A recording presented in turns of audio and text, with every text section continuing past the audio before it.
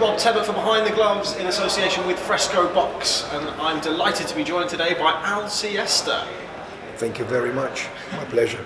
How you doing, Al? I'm very well, thank you. Thank you for having me here. No problem at all. Thanks for coming.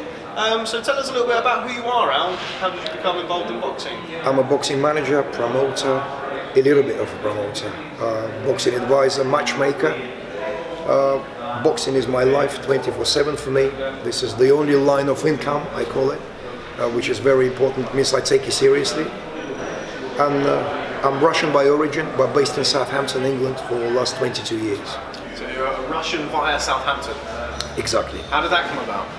Studied in Southampton University music for 7 months and then dropped out.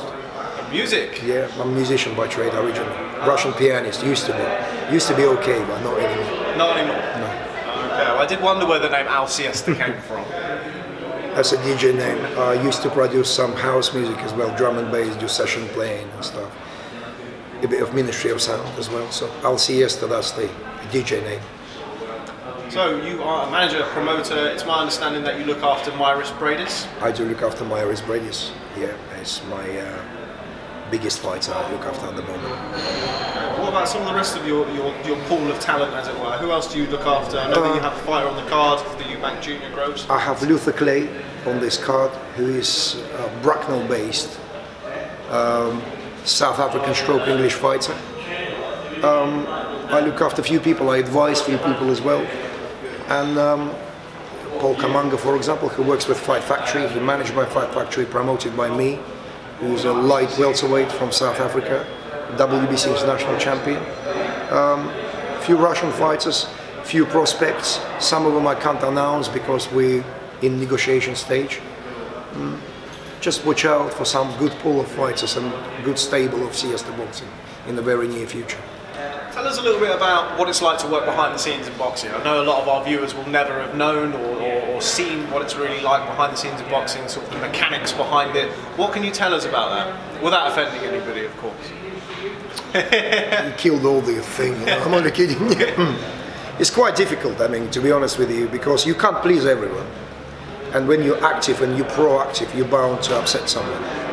But overall, I am pursuing the interest of my fighter who I'm looking after, to get the best deal for the fighter, and if it means that I need to upset someone, I will. And political is like working behind the scenes in politics, the same. And there are lots of clowns in this sport, and I'm trying to navigate, you know, slalom, you know, that type of sport. So I'm going between the raindrops, you know. What's that like? Because as a fan, first and foremost, one of the things that sort of drives me crazy about boxing is the political minefield and how certain fights can't get made and certain people don't work together. Is that frustrating for you? Is that good for boxing or bad for boxing? It's definitely bad for boxing. I mean, all people should work together because there's money to be made, the business to be made, huge fights to be delivered. And I never understood this thing with networks and everything. I think there are models that could work. People just need to be more creative, but ultimately boxing, like any art or politics, is a big ego trip for some people, and egotistical people there not to make deals. You speak about formats now. One of the formats that has obviously been revolutionary in the past 6 or 7 months has been the World Boxing Super Series. Obviously your client Myris Bradis competed, fought very valiantly in falling out in the semi-finals against Usyk. Tell me a little bit about the concept of the World Boxing Super Series. It seems to me that that's sort of going away to try to take away from the political side of boxing. Is that something you'd agree with? Completely agree. I think it's a phenomenal concept, a very successful concept. It worked very well. I mean, I think with cruiserweights we've been a bit lucky because 4 different champions. But overall, it's a bit of like a Champions League format, really. Best fighting the best. And if we can make that happen regularly, it will be phenomenal. So, you mentioned the World Boxing Super Series. Tomorrow night presents the semi-finals of the super middleweight tournament. You've got George Groves against Eubank Jr. Just wanted to know how you felt that fight would go. I'd fancy Eubank. In my head I fancy Eubank, but in my heart I fancy Groves. Why is that? I don't know. I think Eubank just riding big wave of luck and the circumstances of life and all fortune around his career at the moment suggests that he could be a winner of that fight. But at the same time, Groves recently became a world champion, having a second wave He's coming back as a hard man, hard way, very hard career, falls, ups and downs. So I would believe he can stop Eubank. Do you think, you mentioned George Groves' up and downs throughout his career, do you think that kind of experience is going to be valuable for him going into the ring against Chris Eubank? Because George Groves has been there, seen it and done it at the top level, whereas Chris Eubank Jr. is relatively new to this stage. Definitely. That experience is very important. And I think George Groves deserved to win the tournament or to win the fight, which will take place tomorrow. This is the biggest fight in UK boxing this year at the moment, so I don't know if there's any bigger fights will be made this year, but this is incredible, and I think Groves could do it. So is Eubank, because again, the aura around him and the mystique around him and everything, and he's a very capable fighter. We all hear stories about him not doing well in sparring and everything, so, and I've seen few sparrings where he was involved, where he was looked ordinary, but so as I heard Karl Froch is really bad sparrer, and Sergey Kovalev as well. Tell us a little bit more about that, because the sparring is something that has been brought up quite a lot in the build-up to this fight. How much do you think that people can take from sparring sessions, or is it irrelevant when it comes to fight night? It's irrelevant, I tell you. It's like rehearsal and performance. It's a massive difference. So you can get general gist about the level of the fighter, but when you got headguard on and 16-ounce gloves, you're in a like so-called comfort zone, aren't you? In a false sense of security, so you can do anything. You risk, you throw some shots which you normally wouldn't throw when you're fighting. Competitive fight, but it's not an indication of the level, I can say that. I've seen really bad sparrers, phenomenal performers, and other way around. There are sparring world champions, I call them, who underperforming every time they fight. So. When was the first time you were introduced to Chris Eubank Jr.? I know that you had some experience of him throughout your career. When was the first time you met him? I met him in Southampton gym when he came to spar David Amanisian. And that was a really good sparring, and David held his own very, very well. I'd say he was on top at the time. We're talking about 2.5 years ago. And Chris was good, very quick with his hands, good hand, good feet movement. Feet movement, correct? Yeah. Sometimes I go so foreign when I'm especially in interviews. So he was very fluid, Chris, but David was very, very aggressive. It was great sparring. And yeah, I saw him a couple of times. I saw him in Southampton against Joe Pickford, Tony Hill, but now he's a completely different Chris Eubank. How so? Because a lot of people have mentioned the fact that he's developed as a fighter. What differences do you see in him now that you saw 2.5 years ago? Performance against Yildirim was overwhelming. That was a world-class performance. You there? No, I wasn't there. I heard there was a Harvard there. Yeah, so. It's a very spicy atmosphere for Eubank to walk into. Do you think he will have learned from that going into this fight? I mean, you grow as a fighter going into such hostile territory. And then I think Chris Eubank is very stable mentally, very strong, and that's another reason why in my head I think he might win the fight, because he plays up to the occasion very well, raises up to the occasion, and it's like a show business, reality TV for him continuously, which he has to deliver at the highest level. He's not just coming out and fight very well, it's being Eubank, which is, can you imagine what I mean? And I think fighting is just one side of his career, and he's doing it very well. Yeah, that's why I fancy Eubank. But again, as I say, Groves can do it.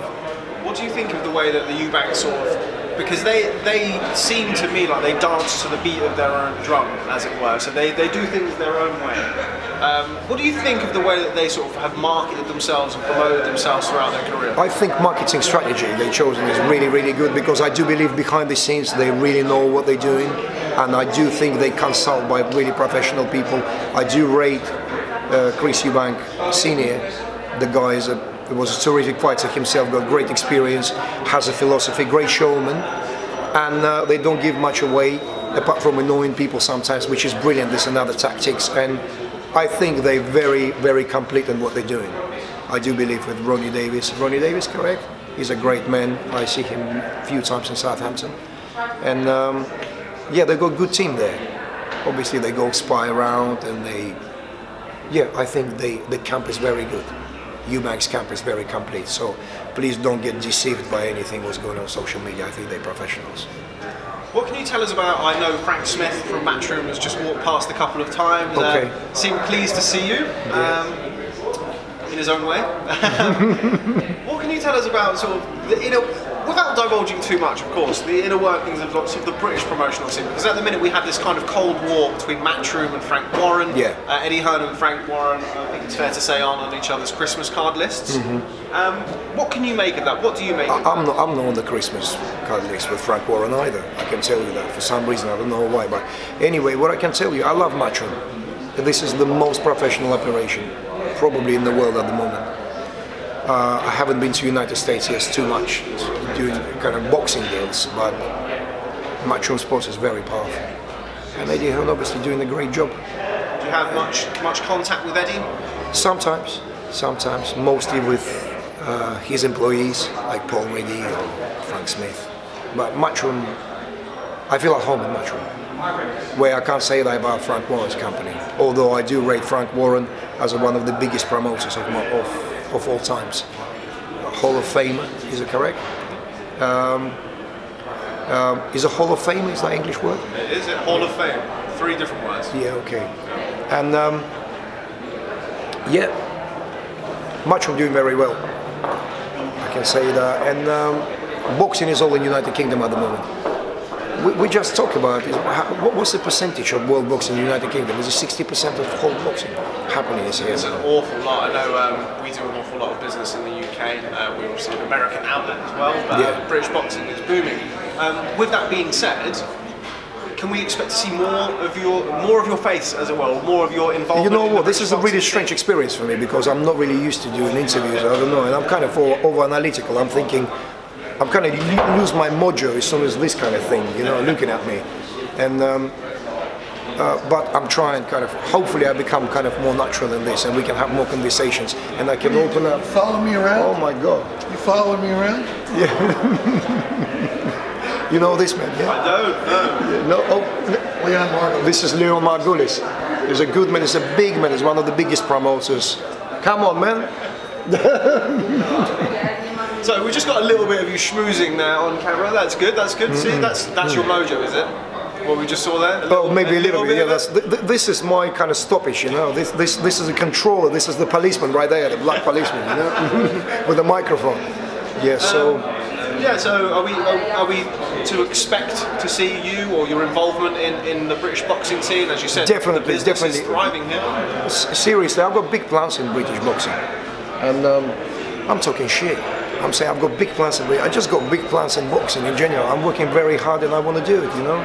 And I'm coming. Believe me, I'm coming. I need to learn to do this though. That's no problem. We can get together and we can do this again. Yeah. What's planned for the rest of the year? So what have you got on the agenda? I know you have your fighter tomorrow night on the undercard. That's Groves-Eubank Senior right there walking in. Groves-Eubank Senior. Well, I got a lovely 15 minutes with him yesterday. Yeah, fantastic. So I'll go and say hello to him afterwards.